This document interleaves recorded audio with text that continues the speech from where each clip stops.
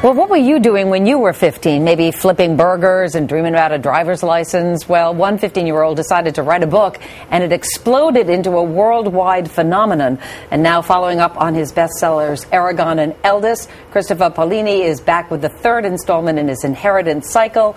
Brissinger hits stores tonight at midnight, and it continues the tale of the young boy Eragon, his dragon, and their quest to defeat an evil king, Christopher Paolini. Is that right? I'm pronouncing it right. Good morning to you and congratulations. This is quite an incredible thing. You were telling me in the break that this is the first time you've had one of your books released at midnight. That means you really have arrived. That is a big deal. How are you feeling about it all?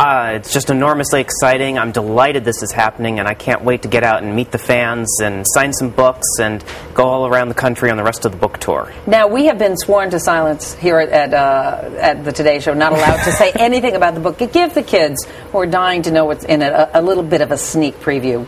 Well, it continues the adventures of my main character, Eragon, and his companion, the beautiful blue dragon, Saphira.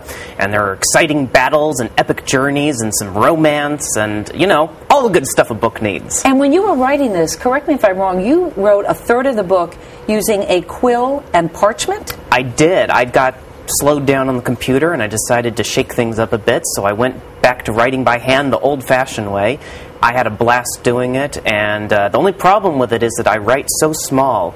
I ended up putting about 2,000 words on a page. Oh my gosh. And my mom was typing the pages in for me, and she was she complained she was going to go blind trying to read my writing, but it worked out all in the end. Take me back now. You're a 15-year-old boy. You were homeschooled. That's right. And you start to write this story, this fantasy story, because you run out of books essentially in the town that you are in that interest you. You said, I'm going to write a book that I would like to read. That's exactly what happened. I loved reading fantasy, and I didn't realize how difficult writing a book could be, so I just jumped into it trying to have fun, and I've been fortunate enough that enough people have enjoyed this story. I've been able to continue telling stories as a career, and I'm very, very happy I've been able to do that. Yeah, cut to 10 years later, you thought this was going to be a trilogy.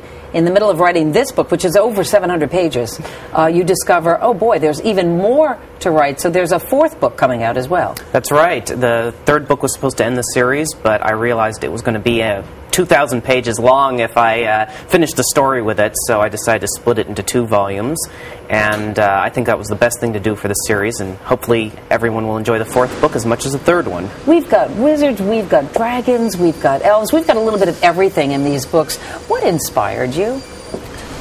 Simply the landscape where I live. It's so fantastic. The books I grew up reading and that I loved so much, and, you know, the desire to write about a fun adventure and to share that with other people.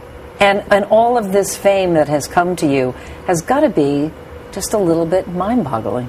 Well, it is a bit overwhelming at times, but it's also very nice to know that people have enjoyed my writing. And then when I go home, though, it's nice. Everything settles down, becomes a bit normal. You know, I still have to wash the dishes and vacuum the carpet.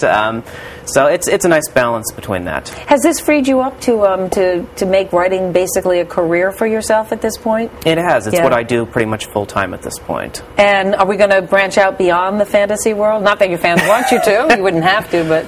Once I finish the series, I'll probably try some other genres. It's something I would like to do at a certain point, but my main goal right now is just to finish the series and do it as well as I can. And you're not killing off any of the main characters, are you? They're all standing under a guillotine at this point, so I won't say who lives and who dies. Ooh, good tease. Christopher Paolini, nice to meet you. Pleasure to meet you. Congratulations. Have fun tonight.